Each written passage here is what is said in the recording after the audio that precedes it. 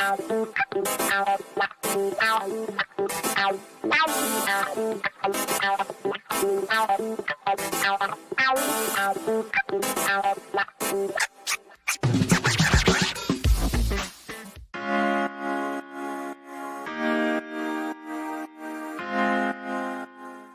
Mayhofer, Springfield, Massachusetts, says O'Reilly. Bill O'Reilly, so easy to prank. Hello, good morning. Yeah, and today he's on Twitter wondering where's all this white supremacy people are talking about these days. He has no idea what's going on. And he's part of it. Here's also what I learned about you from your the Essential Bob Cesca show, is that you are a bit of a radio prankster guy yourself. That you used to prank call Larry King. You called him while he was at a restaurant to interrupt his lunch. I didn't prank call him on his show. That's too ordinary. I had to prank call him while he was eating lunch at Duke Zebert's restaurant in Washington, D.C., which no longer exists, by the way, but Larry says that they have wonderful crab cakes. He loved the crab cakes at Duke Zebert's. So he would always talk about it on his show. Yeah. Did he say, Dick Pinch, hello? Go ahead. Did you say you were Dick Pinch calling? Or? That's right. I wish I had that fake name handy when I called him, because I called him twice. I interrupted his lunch twice in one day because the first time I forgot to tape it. So I had to get it on tape. So I called him a second time, and that poor maitre d', I swear to God, I bet that guy got fired right after the second call. Bob Cesca, because Larry, wacky radio DJ prank caller. That is great radio. Oh, man. I wish I would have prank called Bill O'Reilly when he was looking for his MF and iced tea. That would have been more fun, because he would have gotten angry, like super angry with me, which I always love doing that. I always run into the fire. Okay. All right. MFer, I want more iced tea. Okay. All right, Bill. There you go. Calm down, Bill. All right. Hey, let's check in. Anita in San Antonio is on. Bob, let's check in, because Texas is really such a nightmare. Hey, Anita, how are you doing? Are you okay? Yes, I survived. We have a few more people in my house. Right. Because we have power because we're close to the medical center. Okay. So we're lucky. But my daughter called last night. She's at Texas State. She had no power. She had all the water pipes were bursting. Her phone was going out, and they had no food. So David went and picked her and her friend up, and then... How did people in Texas feel about Greg Abbott being on Fox TV last night, blaming solar and wind power, which was not at all responsible for that? But I'm old-fashioned. Shouldn't the governor be like in his state working in the middle of an emergency when people are dying? You have no idea. It is so bad. There's accidents everywhere. My husband had to go out to the store because we really had no food. And the grocery store, there's like a 2-hour wait to even get into the parking lot. So finally he found a drugstore that was open, and he got the last can of marinara sauce and some Reese's peanut butter cups, because that's all they had. What's wrong with that? That's a good combination. And then my son and his girlfriend had to stay the night, and they brought their Labrador. So we're all packed up, in here because we have electricity. But my father-in-law and his wife were seniors in a senior assisted living facility. Their power went out. They have no heat. Yeah. And they're seniors. I know. We've had to go out here, just from our various disasters in California, right? But it's just the amount of time. That's insane. With it, cold there, that's like you're on your fourth day. Some people without power. It's They had they brought buses in, these shuttle buses to my daughter's school for the kids to get warm because they had no power. Yeah. All right, honey, stay warm, stay safe, honey. Thank you. Okay. Thank All right, you. Bob. This is why I'm wearing my the West Wing. Are you jealous that I have a West Wing hat? Are you? Because I know you're so a lot of kinds of nerd, but how jealous are you that Martin Sheen's coming on? Because you're a West Wing nerd before you were even like a Batman nerd, right? Oh yeah, absolutely. Well, in fact, right behind the camera, I'm looking right on the other side of the camera. My entire box set of West Wing episodes on DVD. I'm still old-fashioned. I'm still using DVDs, but oh my God, I love that show. I know. And I love Martin Sheen's character, of course. But did you watch Joe Biden's town hall? I mean, didn't it remind you of the West Wing, where like we have a real American president that's not like, oh, Texas didn't vote for me, they want help. I mean, it's just, we have. Oh, yeah. Well, it was one of the hallmarks of the Bartlett administration was all about competence. I mean, set aside the idealism and so on, the liberalism of the show. The bottom line was that was a competent administration. Right. That was kind of the ideal that all administrations, I think, should be striving for as far as, just getting the basic job done, which is it's just paint by numbers. There's nothing complicated about it. Donald Trump made it seem like it was complicated, but it's not. You just do your job. We've been, but in the abnormal for so long that just watching Joe Biden last night, I was like, oh, a normal, decent human. Did you see him talking to the little girl and calming her down about COVID? And I was like, oh my God, we've so forgotten about basic competency, like you say, but just a normal, decent, kind, empathetic human. I was like, oh my God, he's good at this, And he's clearly very good at sending those tiny helicopters and airplanes to manipulate the weather in Texas. So he's really good with the weather weapons. Yes. Bilderbergs. Yeah. Lizard people. That's right.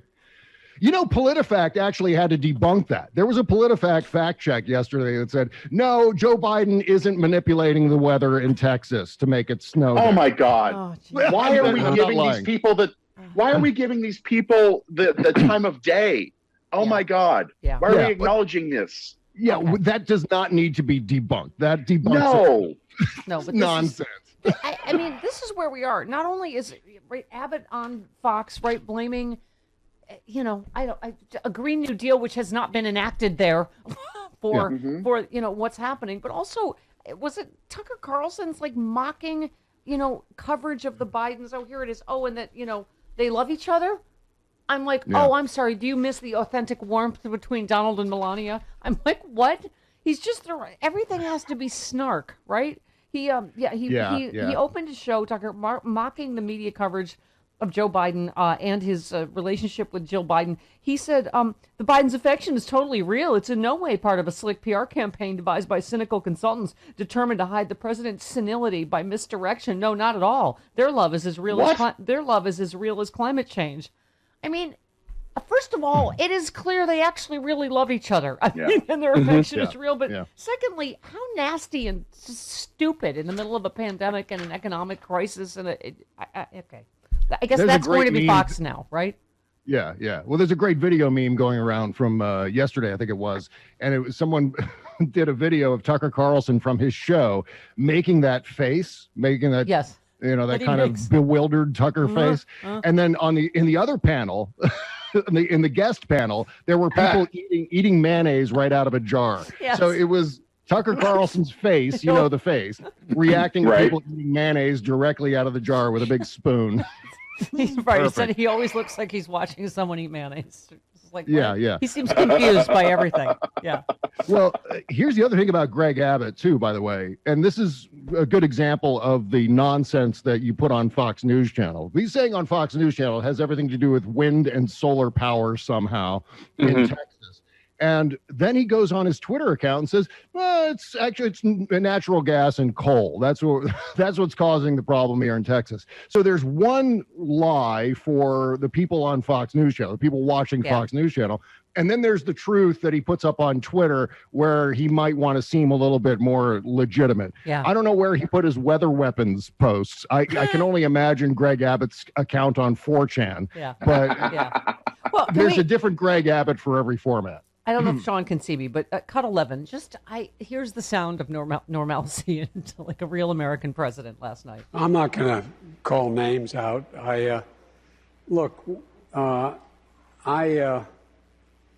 For 4 years, all that's been in the news is Trump. The next 4 years, I want to make sure all the news is the American people.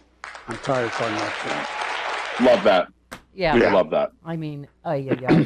Which is why exactly why we need The Rock to run for president now. As you said on Twitter, Bob, Dwayne The Rock Johnson says he would run for president if that's what the people wanted. You were like, nope, no more novelty presidents. Thank you. Yeah. And that's the worst answer, too, by the way. If the people want it, then I'll do it. What? That's the definition of populism. Again, do we need more populist celebrities to be running for president? We want you to do another movie where you make the, Tucker Carlson face and smash something. That's what we want. Yeah. No more novelty. I mean, we learned our lesson in the harshest ways possible out of this previous one. And, I get the idea of, doing eeny, meeny, miny, mo and picking your favorite, popular name to slot into the presidency. And that's a natural reaction, I guess, but we got to stop doing that. We need to find people who are competent. I mean, that's the name of the game. That's why Joe Biden is doing so well right now, because he knows how Washington works and he knows how to assemble a competent administration. He's got competent people around him. That's all we need. We don't need to reinvent the wheel here with someone like The Rock. He seems like a nice guy. He's a great actor and he's a good wrestler and all the rest of it, but presidential material. You've been saying that for years, Bob. That's one of the biggest dangers of Trumpism is the idea that really anybody can be president. We're like, no. Are we done with this experiment now? I mean, that's a good word, Stephanie. Experiment. We got to stop experimenting with the presidency. Just because you don't like the way the two-party system works or you don't like the electoral college or whatever, it doesn't. You don't just go, well, what does that button do? Let's press that and see how that works.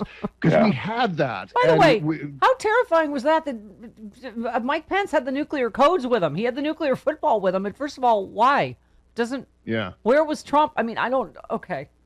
But anyway, I mean, that's how close the rioters were to the actual nuclear footballs, which were with, okay, I don't need to know. We still need to know what exactly some of those details were during that insurrection. So we don't elect an orange Coco the gorilla again going, oh, what's this? Yeah. That's right. Bob, here's the thing. We're not taking crazy pills. 60% of the American people thought Trump should be convicted. Huge, majorities are for Biden's, not just COVID relief, but pretty much everything he's doing. I mean, just his approval rating in general. But you retweeted the 27% of Republicans say Trump bears some responsibility for the Capitol riot. 46% say Joe Biden does. What? And you just said these people are lost and they're never returning to the real world. The political fight of our time is making sure they don't win any more elections. This requires an unstoppable coalition focused on keeping them as marginalized as possible. I mean, that is the actual the poll yesterday. Joe Biden was responsible for the Capitol riot. What? I keep saying these people are gone. They've gone bye-bye. There's no retrieving them. A friend of mine posted an old quote from the Jack Handy shorts from Saturday Night Live, and there was one. It was like, if you've dropped your keys in the liquid hot magma, your keys are gone. You're never getting them back. Don't even try. And I think that applies well here. These people, these Trump supporters, the red hats, they're keys that you drop in liquid hot magma. There's no returning them. There's no convincing them. Ellie Mistel was saying this on the show yesterday, I believe. We're not going to get them back. There's no argument. There's no magic skeleton key that's going to turn them around. I mean, there's some, I think, on the fringes that can be turned if you change their information stream a little bit. Right. Sort of the brainwashing of my dad scenario, that documentary. Fox News that we just talked about. Right. Yeah. I love that. I love that documentary. Yeah. Yeah. Well, the great ending of it, spoiler warning, is that she is able to change her dad's mind back to the good side of the force, so to speak. Bob, there's a lot of those stories out now about QAnon, about people that have lost their parents to it, and in some cases getting them back. You're right, and in some not. In some, you're right, they're just gone. Like, with the commercialized, because we're focused on commercials, is the guy in the cold commercial that drops his laptop down the, heating grate into the street. It's just they're not coming back. Don't go down into the sewer looking for your laptop. Right. Yeah. You're not going to ever get it back. This is we have a serious self-delusion problem. Or, better put, I think it's a mass delusion where 74 million people just don't know what's up. They don't know the difference between right and wrong, the difference between fact and reality. And that's a major, major problem because they still vote in massive numbers. And unless we continue to hustle, they're going to outnumber us at the ballot box. And that's going to be immensely dangerous for all the reasons that I'm sure we could all list off the top of our heads. Yeah, speaking of which, Bob, I forget which poll that was, but a fair percentage of Republicans think it's okay to use political violence to get, I can't remember which poll that was. You're like, oh my God. That some people look at the Capitol riot and democracy. Go, right. Well, it's like the tweet Trump said, well, this is what's going to happen when the election so viciously stripped away from patriots. Like, you had this coming. The Capitol riots. I mean, it's so you're right. And that's, that what Malcolm Nance talks about. There is a dangerous segment that is still out there. And by the way, I hope Mitch McConnell has some decent security, because Donald Trump, with that statement, put a giant target on Mitch McConnell's back. I mean, we're talking about the Republican leader, the ostensible de facto leader of the Republican Party now that Trump is in exile in Mar-a-Lago. So, by releasing this statement and saying, well, look at this guy, he's a terrible guy, and listing all the reasons why in this long manifesto basically, if you're a member of the Proud Boys or whoever else, the Oath Keepers and all the rest of these groups, you're looking at these statements by Donald Trump as marching orders. I don't know how else you could define these, but other than here's your directive, troops, here's the enemy, and the enemy is, at least for today, the next couple of days, Mitch McConnell. And given how these people recognize problem solving, what their problem solving skills are, by forcefully attacking people, using violence to get what they want. Well, we've never been. If I'm Mitch McConnell, I'm like tripling my security today. Well, we've never been there, Bob. We're just finishing up here. That they're literally saying some of the people that would have voted yes, Republicans, it's because they're afraid Trump's mob will kill them. I mean, it's not now. It's not mean tweets anymore. He can't tweet, but they're afraid they and their families will be killed, and that's where we are. I mean, it's anyway. Yeah, as Malcolm keeps saying, Donald Trump has his own army now, and he's the generalissimo in chief, and he's going to command that army to do whatever the hell he wants. That's why I'm having number one. I'm having Malcolm Nance on to scare the out of us, and then President Bartlett will calm us down. It's like I booked oil and vinegar. Okay. Love you, Bob Cesca. Love your show. Love everything about you. I love your own self haircut. You're still a stud in every picture, even though in every picture you are super pissed off bouncer. You look like a bruiser. Yeah, this is true. I'm so glad I'm wearing headphones right now. Otherwise, you'd see the thing. I look like I've got mange. I'm not sure if is that a dog disease where the hair falls out? Yes. I think I've got mange. I think somehow, I don't have a dog. Are you scooching your butt on the carpet, or is that part of your foreplay? Where I got it. Is that I need to warn you. You're part of your foreplay before you get to the refrigerator with Kimberly.